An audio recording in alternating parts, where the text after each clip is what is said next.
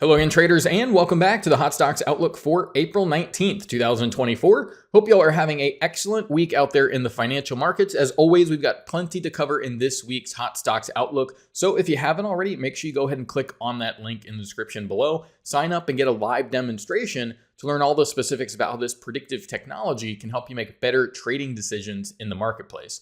Now, we'll go ahead and start out with the SPY ETF chart here, but as we typically do, we can look back at some of those bigger blocks of time here. And so what we've been highlighting over the past couple of weeks is that, especially in that consumer cyclical space, you're starting to see some weakness. That's why we look at that TripAdvisor stock and really identifying, okay, well, where can we hedge the portfolio, get short, and make money as we see overall weakness in shares?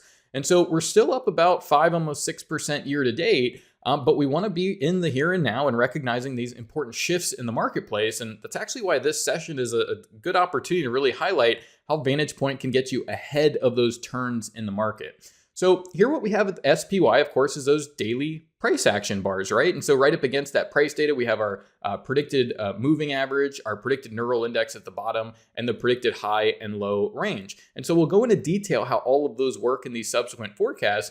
But just to highlight, okay, what are we seeing on the SPY even going into last week? Well, this is actually last Friday. And so we can see that distance between the predicted moving average, we've got that neural index bearish, and we see those predicted high and low ranges acting as guidance for traders to potentially get short positions on, right? So we've really identified that there's weakness broadly across the stock market, but even from last Thursday, here actually Monday of this week, highlighting, again, good opportunities to get short and take profits on the short side, see hitting these predicted lows. But let's go into some detail about how all of this works together. And I thought that this opportunity on FCX would be a good example because we brought this in week to week as we've seen those rallies in GLD and the gold market. And so what we have here with FCX, again, is that daily price action, and these being daily bars. And right up against that price data, what you'll notice is there is a black line and a blue line value. So the black line value that you see there, well, that's a simple moving average. So that's a very common technical indicator. In this case, it's a 10-period simple moving average. So it's just going to take the last 10 closed prices, add them all together, and then divide by 10. And that's a good measure to let us know where market prices have been. And so we can actually think of that as a baseline, letting us know, again, where market prices have already been. But traders need to be ahead of that next shift in the marketplace. And so what we want to do is compare that to this proprietary predicted moving average. And for that number, essentially a price prediction to get calculated and plotted on the chart, well, this is where the technology of artificial neural networks come in, and they're doing what we would call intermarket analysis. Now, I stick to this chart because when we think about intermarket analysis, well, what does that mean? Well, that means that we understand that there's known market driving relationships in other markets. Now, that can be things like ETF groups, like the gold miner ETF. That could be in other individual stocks. But in something like this, it gets pretty obvious, well, what's going on in the gold market, right? Or the copper market, right? These are going to be very important markets that have impact on the price of a stock like this. And so it's able to look at those commodity markets, also the price of certain currencies, global interest rates. And so it's taking this global approach, looking at dozens of markets specific to the market in question that you're trading.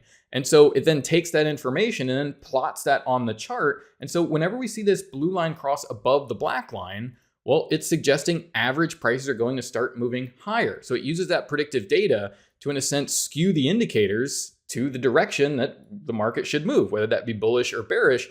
And you see that we just recently got this blue line crossing below the black line, that coming in what would have been Tuesday of this week. And it gives you an opportunity to take some profit, but not after a 26% rally. So you see here, even just a couple hundred shares, that's over $2,000 move to the upside. And you get that exposure to, again, the gold and copper markets that have done very, very well here. Now, at the very bottom of the chart, this is where we have our VantagePoint predicted neural index. And this is tuned to solve short-term trading problems. Like, is there strength or weakness just over the next 48-hour period, or what you can think of as really 2 candles. And so you see it does an excellent job in these periods of warning of that short-term weakness. Then traders can adapt accordingly, where that means getting out of the market, getting lower prices, or waiting again for that bigger trend shift to happen here. So really nice example here. And this is one of these stocks that we brought through week after week, highlighting that, okay, well, we're seeing certain areas of the market do very well, especially gold energy prices. But elsewhere, you want to be a lot more careful here. Now, here's Phillips 66. This more on the energy side. And So again, a lot of these important shifts spread out throughout the energy space. So here you see in PSX stocks, you see that predicted moving average crossing below the actual moving average. And look at that 48-hour forecast here from a large energy stock, right? So if you want to do, again, have those bullish energy bets and you want to hedge that or equal things out, what the easiest thing to do is just take profit on those bullish bets like an FCX. But here we start to see more of the market shifting lower. And so we can look at those VantagePoint predicted levels, things like those predicted highs and lows. And this is how traders are going to be able to utilize these tools, saying, okay, well, if I want to get short, you want to do that from up here and look to take profits as you get those declines just in the broader market. But also, and again, even some of these energy areas that have done quite well here. So again, just a really quick, simple example of how you can identify that, we had, again, these markets doing really well. We're seeing some of that shift. And if you can get ahead of that, well, you can just take your profits or get involved in a new trading opportunity. So here, TripAdvisor more correlated to that broader market S&P 500.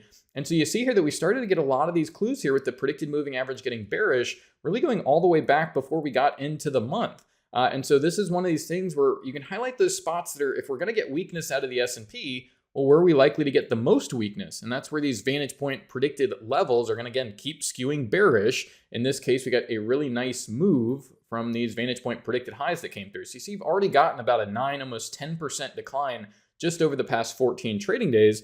And then again, we can look at those predicted highs and lows. And so this is where it really gets exciting when you're getting really great entries into the market. And then you can often just trail stops, right? So if you're able to get a really nice entry, take some profit along the way, but just keep that bearish exposure in as the overall trend continues and we continue to move lower here. So you see even recently this week, hitting some of these predicted high levels and trading lower once again. So really nice decline here in TripAdvisor. Very similar situation here in Salesforce. So you want to be careful again on where are you identifying opportunities on the bullish side. Well, obviously here in Salesforce, you get that predicted moving average crossing bearish. And here you see this conflict, right? Where the neural index gets bullish for these long periods of time, but you keep getting that skewing of the predicted moving average, letting you know, look, the overall trend is down. You may get these little bounces over these 48-hour periods, but those would better be used to actually set short positions, right? Or maybe buy some put options when we get up to these VantagePoint predicted high levels. And then again, eventually move down. And then we see all that momentum pick up as we see, again, more and more of the market turn, right? So we can identify these areas of weakness, whether it's in TripAdvisor, Salesforce, the S&P, get some of that bearish exposure, but also see that that's starting to bring down, again, even some of these other stocks that had done quite well. More recently here in shares of Nike, now there's not that many bullish opportunities, but here's a good example of how the short-term forecasts work. You see, you get a strong crossover from that predicted moving average. Neural index bullish goes to bearish, back to bullish. But look at these predicted high and low levels. So if you're getting involved in the market, you're doing it at very good price levels and, again, getting those nice entries. Again, whether it's on the bullish or the bearish side, you don't really have to risk a whole lot for a long period of time to get that exposure. So here you see Nike about a 4% rally over the past 3 trading days. And that's typically not what we're seeing spread out throughout the marketplace. But here in Nike, again, seeing things perk up a little bit. Here shares of Nucor, so this being a steel stock. And we see that blue line crossing below the black line, neural index bullish. And then we can really fine tune, well, okay, if we've got these predicted high and low ranges, at what point do we really want to be aware to go ahead and set those shorts and make money on the bearish side? So here's, really a good example of a lot of markets this week, right? And if you look at like IWM, a lot of the indices like the SPY, you get this bullishness in the early part of the week, but it's a great opportunity to set shorts, reset those shorts, and just take profit on the bearish side here. And so if you're a short-term trader, this is, again, one of these, collection of these tools, that can be really used to do that week to week. And when we start to see things shift to the upside, well, we're going to see that spread out throughout the marketplace. You're going to see that on, the SPY ETF. But right now, things are really quite bearish. So lastly, again, I just wanted to end here on Raytheon. So this is, again, another example of, identifying, okay, where is that strength in the market? We can look at those predicted highs and lows, and you actually see in Raytheon here from last Friday, go down to this predicted low, up to the predicted high on Monday, down to this predicted low, up to the predicted high yesterday. But we start to see those predicted moving averages actually move below the actual moving average. So you see, you got a lot of conflict here. But since those forecasts had become bullish, well, there's a really nice chunk of the market here, right? So if we get ahead of this move, even lock in our stops if we want to have a lot of cushion going into that earnings report. But here you see about a 12% rally, just over the past 31 trading days. Over the past just week here, we can take a look at those most recent predicted highs and lows, moving down to this predicted low up to this Monday predicted high, that alone there is a 1.6% move. So it's really hard to find these markets when we're in these downtrends that are going to see these nice, bullish movements up towards these predicted highs. But when you have these tools, it's going to make it a lot easier to identify those better places of value to get involved in the market. So we'll go ahead and leave it there. Once again, this has been the Hot Stocks Outlook for April 19th, 2024. Thank you all for watching. Best of luck and bye for now.